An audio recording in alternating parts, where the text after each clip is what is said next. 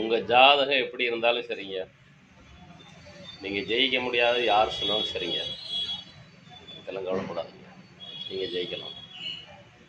மிக எளிமையான முறைகளில், எளிமையான வழிகளில் தெய்வீக சூட்சுமங்களை கொண்டு நீங்க ஜெயிக்கலாம்.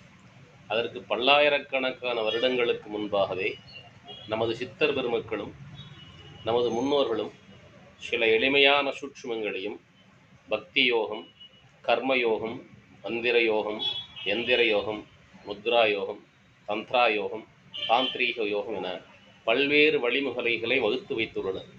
நீங்கள் விரும்பினால் என்னை தொடர்பு கொள்ளலாம்.